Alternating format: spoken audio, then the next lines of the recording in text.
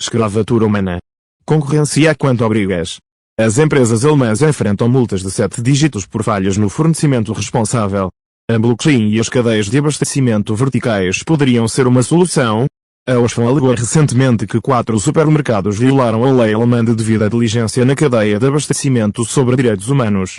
Ao mesmo tempo, a BBC relatou deficiências de fornecimento responsável no varejista de roupas online Buo. Ambos os incidentes seguiram-se aos acontecimentos amplamente noticiados em Grande-Finalzé neste ano, onde motoristas de caminhões que entregavam mercadorias a transportadores de alto nível, por vezes para transitários bem conhecidos, entraram em greve por causa de salários que não eram pagos e alegada escravatura humana. Embora os incidentes acima mencionados tenham colocado o fornecimento responsável de volta aos holofotes, remediar as violações parece mais fácil de falar do que fazer. É uma questão que também não pode ser ignorada, uma vez que a lei alemã da diligência da cadeia de abastecimento pode levar as empresas a serem multadas em vários milhões de euros. Diante disso, como os embarcadores podem agir? De acordo com um especialista em fornecimento responsável que conversou recentemente com Transinfo, cadeias de distribuição verticais e blockchain podem ser a resposta.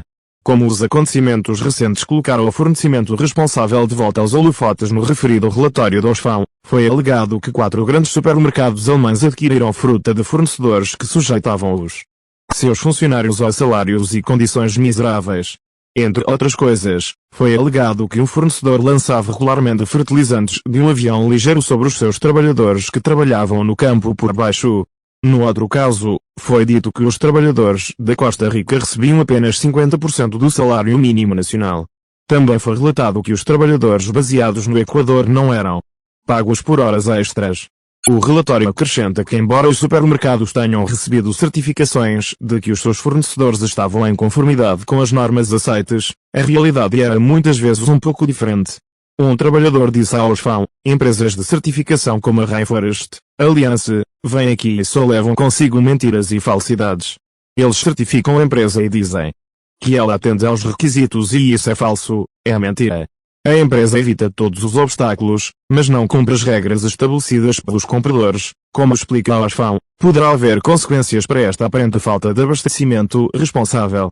A instituição de caridade apresentou uma queixa ao BAFA, Escritório Federal de Economia e Controle de Exportações da Alemanha, sobre violações dos direitos humanos relativas à lei de diligência da cadeia de abastecimento do país.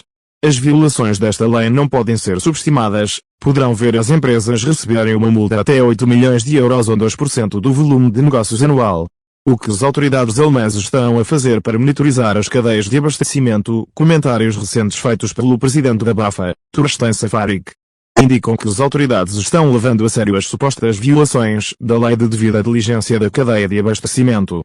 Numa entrevista que Safarik concedeu ao sindicato alemão Verdi, publicada na segunda-feira, foi revelado que estão a decorrer uma série de ações relativas ao cumprimento das leis da cadeia de abastecimento.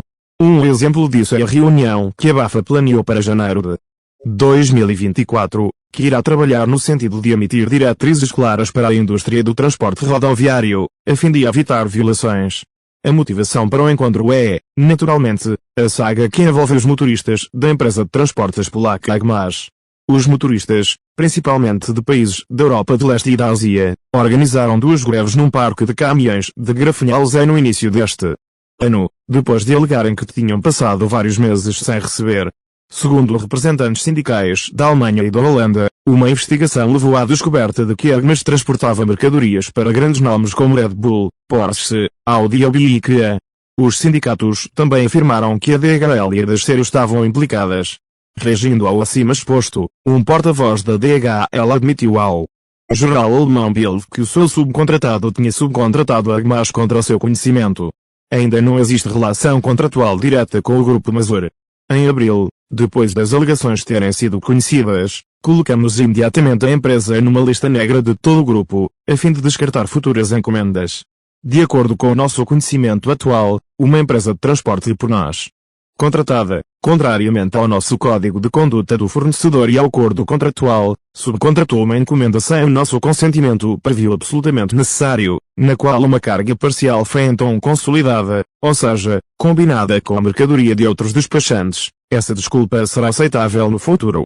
De acordo com a recente entrevista de Safarik com Verdi, parece que não, A Lei de Cuidados com a Cadeia de Abastecimento não trata apenas das relações contratuais diretas, mas também da profundidade das cadeias de abastecimento. As empresas em causa são obrigadas a realizar investigações regulares e ad hoc. Uma ocasião para tal poderia ter sido, por exemplo, o primeiro ataque em Granfjellsen, em abril. Com base nos documentos de embarque, determinamos que os caminhões Mazur, Agmash, carregavam mercadorias de 58 empresas abrangidas pela Lei de Diligência da Cadeia de Abastecimento. Isto representa 5% de todas as empresas às quais a lei se aplica, um número surpreendente. Existem também cerca de 70 empresas que têm menos de 3.000, mas mais de 1.000 funcionários. A lei se aplica a eles a partir de 1º de janeiro de 2024, sobre a forma como a lei será controlada. O presidente da BAFA disse o seguinte: examinamos o cenário da mídia para identificar possíveis violações. Você também pode nos enviar reclamações. Se suspeitamos que os direitos humanos ou ambientais estão a ser violados, podemos exigir que as empresas nos forneçam informações. Também podemos verificar seus livros no local. E se o pior acontecer, podemos impor multas até 8 milhões de euros ou 2% do volume de negócios anual. Safarik acrescentou, no entanto, que o objetivo da BAFA não é impor sanções, mas sim apoiar as empresas na melhoria da situação. Quando questionado durante a entrevista sobre se a lei de devida diligência da cadeia de abastecimento está sendo amplamente ignorada, Safarik também emitiu uma negação enfática: a lei de diligência da cadeia de suprimentos está na boca de todos e a maioria das empresas está levando a lei a sério. Só este ano estive em mais de 50 eventos que trataram deste tema. Portanto, há muito movimento aí, não apenas desde que a lei entrou em vigor no início de 2023, mas desde a sua adoção no verão de 2021. Muitas empresas prepararam-se intensamente para isso durante este período. Há muito que alguns se preocupam em garantir a proteção dos direitos humanos e ambientais. Outros ainda precisam de um empurrão para melhorar aqui, disse o presidente da BAFA. Não é apenas uma questão alemã naturalmente, as deficiências no fornecimento responsável não são apenas uma questão das empresas alemãs. No outro caso de grande repercussão que surgiu nos meios de comunicação social esta semana, o retalhista de moda online do Reino Unido Bluo foi acusado pela BBC de não cumprir a sua promessa de adquirir produtos de forma mais responsável. Durante um programa de documentário que envolveu jornalistas disfarçados, funcionários foram filmados e gravados pressionando os fornecedores de roupas a aceitarem preços baixíssimos, mesmo depois dos acordos já terem sido acordados. O relatório da BBC surge depois de a Bluo ter lançado um programa Agenda para a Mudança em 2020, que foi uma resposta aos relatos de que os trabalhadores das fábricas da empresa no Reino Unido eram pagos abaixo do salário mínimo e ameaçados por um ambiente de trabalho inseguro. Em reação ao documentário, um porta-voz da Bluo disse ao Independent: a Bluo não se esquivou de lidar com os problemas do passado e investimos tempo, esforço e recursos significativos para promover mudanças positivas em todos os aspectos do nosso negócio e cadeia de fornecimento. Trabalhamos de forma construtiva com nossos fornecedores para entregar grande valor aos nossos clientes. Os nossos fornecedores pagam pelo menos o salário mínimo nacional onde operam. A maioria dos nossos fornecedores trabalha com o Grupo Bluo há vários anos, algo que não seria possível se o trabalho não fosse rentável, porque ainda existem muitas deficiências quando se trata de fornecimento responsável dados os danos à reputação causados por estes relatos nos meios de comunicação social, para não mencionar a ameaça de multas avultadas na Alemanha devido à lei de diligência da cadeia de abastecimento. Seria de esperar que o abastecimento responsável fosse uma prioridade. No entanto, o professor Gary Mortimer, da Universidade de Queensland, especialista em abastecimento responsável, retalho alimentar, marketing retalhista e comportamento do consumidor, disse ao Transinfo que a realidade é um pouco diferente. Durante uma entrevista recente à Transinfo, o respeitado académico explicou como o comportamento dos consumidores é um fator-chave que dificulta o esforço para eliminar a escravatura humana das cadeias de abastecimento. As pessoas estão economicamente limitadas e limitadas, disse o professor Mortimer ao Transinfo. Não há muita consideração sobre onde esse produto foi produzido ou de onde veio, acrescentou.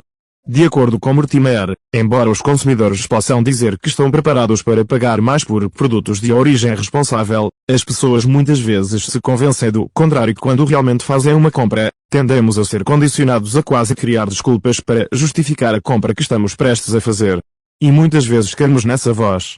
Alguém pode pensar que qualquer trabalho é melhor do que nenhum trabalho e que 50 centavos por peça é melhor do que nada. Eles podem pensar que o custo de vida é muito mais baixo onde está a fábrica e justificar isso dessa forma, disse o professor Mortimer.